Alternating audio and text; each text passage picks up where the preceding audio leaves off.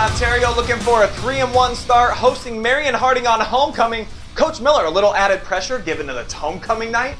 You know, we had a couple guests in the locker room. They didn't even know it was homecoming night. And credit our kids that they stay pretty focused with all those distractions. You know, you got Spirit Day on Friday and Cowboys and whatever day on Thursday, and the kids came out to work every day like it was like a normal day, and our level of focus this week was pretty high. And you see here the defense was awesome for you guys in the red zone all night. I believe there was 3 different times inside the 30 that you stopped him. And then what a huge play was this. Mr. Wilson going 43 yards to the house on a 4th down. How big did that feel at the time? Well, that was, you know, anytime we've struggled a little bit offensively this year, moving the ball, moving the chains, and you know, we were 3 yards from the sticks there. You know, if somebody asked what a gamble that was after the game, I didn't think it was a gamble. We needed that. We needed to kind of generate some offense, and we ran the ball, I think, 49 times and completed maybe 2 or 3. You see my mom there going crazy. Yeah, I mean, that's something, being close to the sticks, we needed to convert and did. So Ontario off to a 3-1 start. Shelby looking to start the season at 4-0. They have not trailed all season till this. Colton Ray bursting in for the touchdown in the first quarter. It would end up being 13-7 Redmond after 1. They led it 20-7 at the half. And offensively, Coach James, we've been seeing this Whippets team put up huge numbers every week. How surprised were you to see that they couldn't get nothing going early? It was surprising in a way, but not surprising in another. Bellevue is a team that's got tremendous tradition. We talked about this a couple weeks ago when Norwalk jumped all over Mansfield Senior. The same type of deal. As high school kids go, you just never know what you're going to get, and they've got to be ready to play. And I just don't think, for the first time in a long time, the Whippets were ready to play getting off the bus. Shelby was down big early. They were able to battle back. Uriah Schwemley had 4 touchdown catches, but it's not enough. In the end, Bellevue wins 45-28. The Whippets suffer their first loss of the season. Now to a battle of unbeatens at the Colt Corral. Clear Fork, the defending MOAC champs, hosting North Union. And Trayvon Trammell goes in for 6 here early as the Colts score on the opening drive. But bet it right back, the Wildcats would respond. Trevor Moran, this kid was impressive. Just a sophomore, 241 yards on 23 carries on the night. He would tie things up early. The Colts with the answer, though. Brennan South throwing up some racks. Gabe Blauser gonna cash him in for 6. And we've seen this team week after week, so many different weapons. The Colts can hit you from everywhere, man. It's crazy. Here's another weapon right here, Jared Schaefer, part of the 2-headed quarterback monster. He was awesome. 2 rushing touchdowns for him.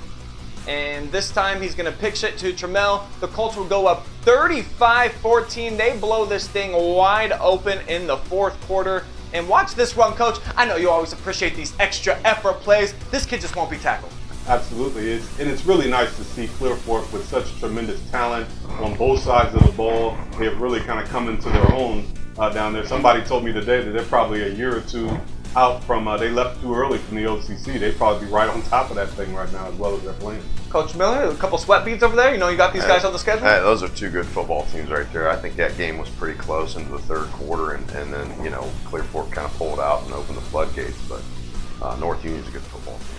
Here's Lucas at Troy Christian, and when you chew up as many chunk plays as Jeb Grover, you just got to get right into the highlights. No playing any games. 43 yards to pay dirt early. The Cubs were up 6-zip, but Lucas uncharacteristically then allowed the next 21 straight points. The Eagles had several sustained scoring drives. How tough is it as a coach to see your team to bounce back after a stretch like that, giving up 21 straight?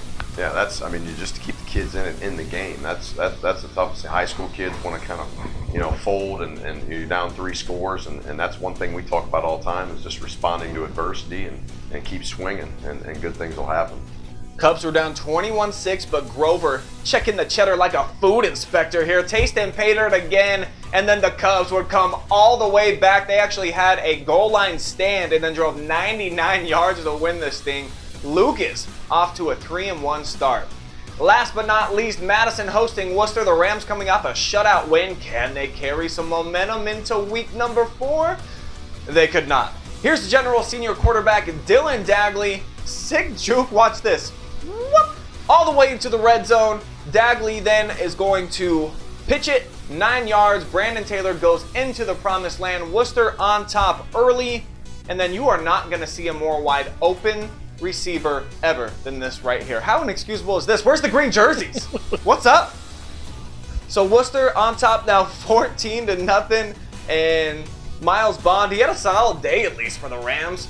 $140 on the ground for him. James Wagner's right foot, though, was the only Madison offense of the night. They just had 3, and this kid, Dagley, boy, he was fantastic all night long. We saw last week Galleon's quarterback was able to carve up a defense. Just how dangerous is it to have a dude that can just take off on you like that? Quarterbacks, athletic quarterbacks, and weapons as quarterbacks is very tough to defend in high school or any level, really.